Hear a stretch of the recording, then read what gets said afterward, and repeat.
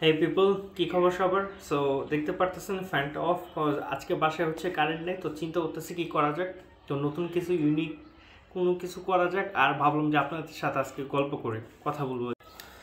So কথাটা হচ্ছে, দেখা যাচ্ছে না আমাকে, একটু সরি।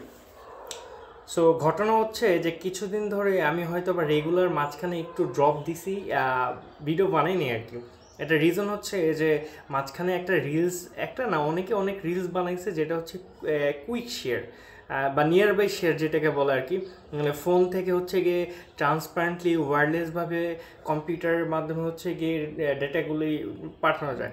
তো অনেকবার অনেক সফটওয়্যার প্লাস হচ্ছে গিয়ে অনেক সাইটে যে আমি ট্রাই করছি, বাট আমারটা ওয়ার্কআউট করতেছিল না। আমি বলে রাখি যে আমার কম্পিউটার হচ্ছে গিয়ে উইন্ডোজ 11 দেওয়া এখন, অ্যান্ড আমি জাস্ট খালি খুঁজতেছিলাম যে নিয়ার বাই কোথায় কোনটা শেয়ার করা যাবে। অ্যান্ড দেন তারপরে আমি কোনটা জানি একটা ডাউনলোড করছি, তো 2-3 দিন আমি ওটা খুঁজেই পাইনি। পরে একদিন হচ্ছে গিয়ে আমি সাইট প্যানেলে খুঁজতে গেলাম যে নিয়ার বাই শেয়ার আছে কিনা, দেখলাম যে হ্যাঁ, ওইখানে নিয়ার বাই শেয়ারটা আছে। তো যাক, ভালো কথা। তো প্রথমবার ওয়ার্কআউট করলো। আমি জানি না যে এটা কীভাবে ওয়ার্কআউট করে, বাট আমি এতটুকু শিওর যে ওটা মেবি, যেহেতু হচ্ছে ডাটা ট্রান্সপারেন্ট হচ্ছে অ্যান্ড ওয়ার্ডলেসলি, তার মানে হচ্ছে ওটা ওয়াইফাইটা অন রাখা লাগবে। সো ওয়াইফাই অন রেখে প্রথমে 2 জিবির মতো ডাটা আমি ট্রান্সফার করলাম, কিন্তু এরপর যখন আমি সেই ডাটাটা ট্রান্সফার করতে গেলাম, মানে অন্য ফুটেজের লাইক 9 জিবির মতো, দেন আমি এটা খুঁজে পাইনি, এটা কাজ হয় নাই। তো অনেকে জিজ্ঞেস করতেছিল যে আমার ফ্রেন্ডও, যে আসলে কুইক শেয়ার, মানে আমি এক্সপেরিমেন্ট করতেছিলাম, ফ্রেন্ডও জিজ্ঞেস করতেছে যে এটা কীভাবে কাজ করে। বাট আনফর্চুনেটলি উইন্ডোজ 11-এ সেটা ঠিকমতো কাজ করলোই না।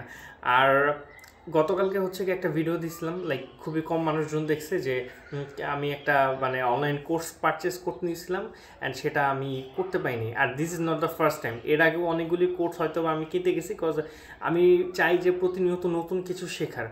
একটা ভার্সেটাইল মানুষ হওয়াটা দোষে কিছু না, এটা বেটার।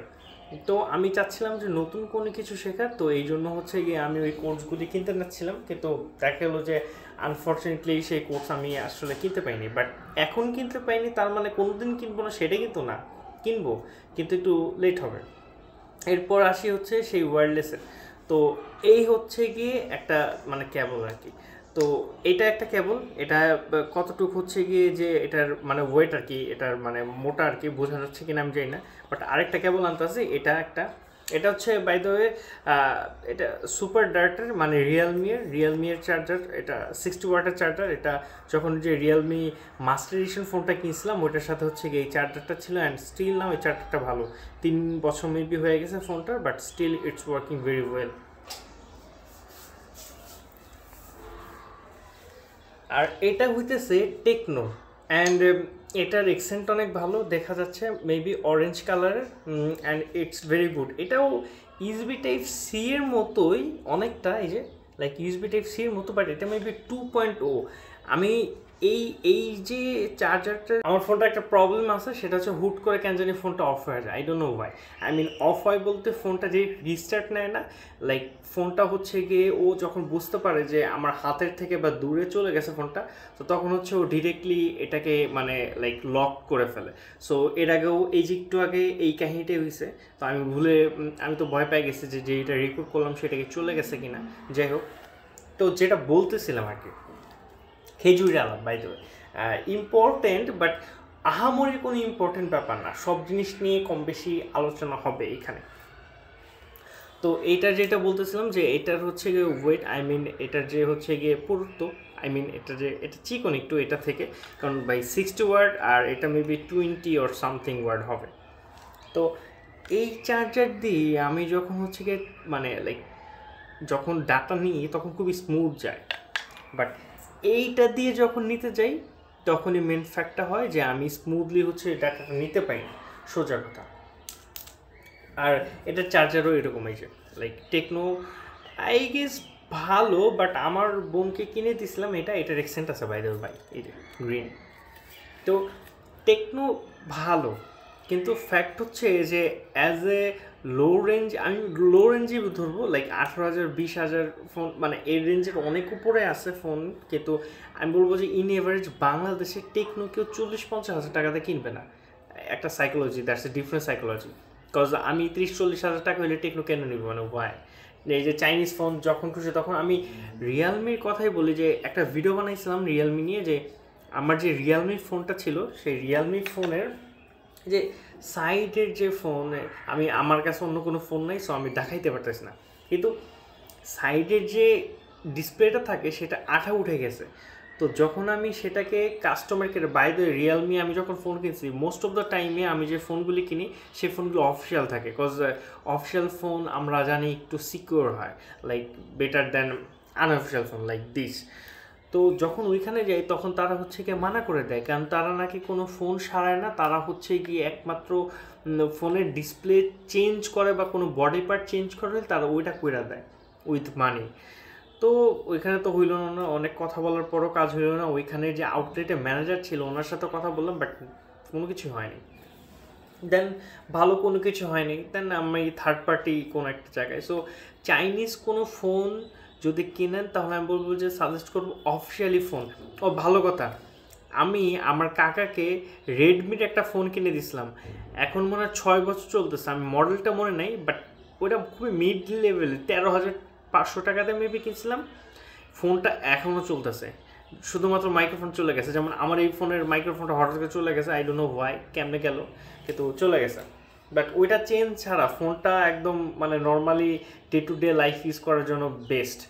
সো কিছু কিছু ফোন থাকে যে অনেক ভালো, লাইক লাকের উপরে ডিপেন্ড করে, অ্যান্ড ওইটার কীভাবে অ্যাসেম্বল করা হয়েছে সেটার উপরে ডিপেন্ড করে। মডেলগুলি ভালো থাকে কিছু কিছু, আর কিছু কিছু মডেল যেমন আমার বোনরে যখন আমি মানে ফোনটা কিনে দিই, এই ফোনটা মোটামুটি 6 মাস টেকনো ভালো ছিল, কিন্তু 6 মাস যাওয়ার পর, আই সেড রিপিট, 6 মাস যাওয়ার পর ফোনটার যে ডিসপ্লেটা ছিল ডিসপ্লেটা ফিঙ্গার চলে গেছে, ফিঙ্গার আর কাজ করে না।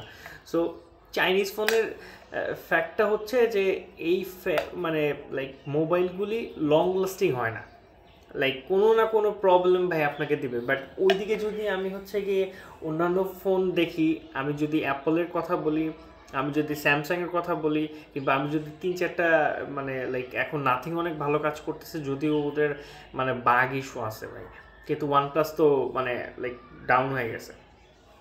তো যখন হচ্ছে গিয়ে আমি অন্যান্য ফোনের কথা বলি, মানে অনেক মানুষজন কেন বলতেছে, বিকজ টেকনিক্যাল ব্যাপার স্যাপার আমার কাছে খুব ভালো লাগে। লাইক এমন না যে আমি একদম ডাইহার্ট অ্যাপল ফ্যান, আবার এরকমও না যে আমি একদম diehard Samsung or OnePlus fan, not like that বা নাথিং। কিন্তু মিনিমালিস্টিক যে থিংগুলি আছে এই ব্যাপারগুলি অলওয়েজ ভালো লাগে। লাইক রিসেন্টলি যে স্যামসাংয়ের S25 আলট্রা বা S25 সিরিজের কথা বলবো, ওরা আহামরি কোনো লাইক আপগ্রেড যে করছে ওরকম আহামরি আপগ্রেড করে না, লাইক S24-এই ওরা জাস্ট খালি নতুন করে সাজাইছে, ডিজাইনটারে চেঞ্জ করছে। লাইক S24-এর যে লাইক এই যে আমার নোট 10-এর যে সাইড কার্ভ আছে এটা কিন্তু হাতে লাগে, তো S25 আমি ডিসপ্লেতে দেখছিলাম, একটু নিচ্ছিলাম আর কি। সো ওইটা নিলে হাতে লাগে না, ওইটা রাউন্ড শেপ। আর আমার কাছে অলওয়েজ হচ্ছে গিয়ে যেহেতু ভালো ক্যামেরা নাই, সো আমি এখনও তেমন বাইরেটাতে যাই না স্যার বাইরে শ্যুট করার জন্য, কারণ পোলাপান হতেই মানে আই ডোন্ট কেয়ার অ্যাকচুয়ালি কে কী বললো, কিন্তু তারপরেও মানুষজন বলে যে ফোনের ক্যামেরা দিয়ে শ্যুট করতেছে, ইটস 2025। আর ফোনের ক্যামেরা দিয়ে এই জন্য, যেমন আমি যখন পার্কে যাই বা শ্যুট টুট করি, তখন মানুষজন বলে এত ভালো শ্যুট করতেছে বাট ক্যামেরা কই, গিম্বেল কই, আরও বহুত কাহিনী ভাই।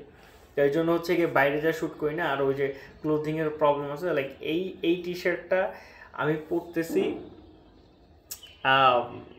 3 বছর 3.5 বছর হবে, 350 টাকাতে কিনছিলাম আমি, লাইক লোকাল একটা ব্র্যান্ড মেবি, অনলাইনে ফেসবুক পেজ থেকে, মনে নেই, বাট দিস টি শার্ট ভালো ছিল। এই টি শার্টটা মেবি হচ্ছে গিয়ে বানানো না, এই টি শার্টটা মেবি কোনো একটা ব্র্যান্ডের এই পিছনের যে স্টিকারটা এটা ছেড়ে তারপরে দেওয়া হয়েছে।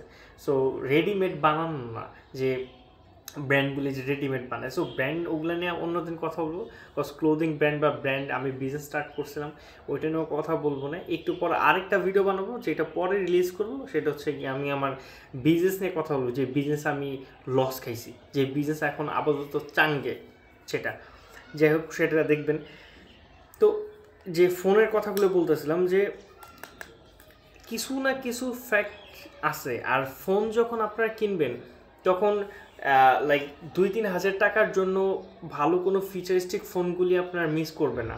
কারণ আমরা বাঙালিরা সচরাচর যে আমরা মনে করি যে কম টাকায় ভালো জিনিস হয়তো বা পাইলে ভালো, বাট ভালো কিন্তু কম টাকায় কোম্পানি ভালো জিনিস দেয় না কখনো, কোথাও না কোথাও মারা দিয়েই দেয়। কিন্তু ফ্ল্যাগশিপ ফোনগুলি অলমোস্ট সবগুলি ভালো হয়, সবগুলি ভালো হয়।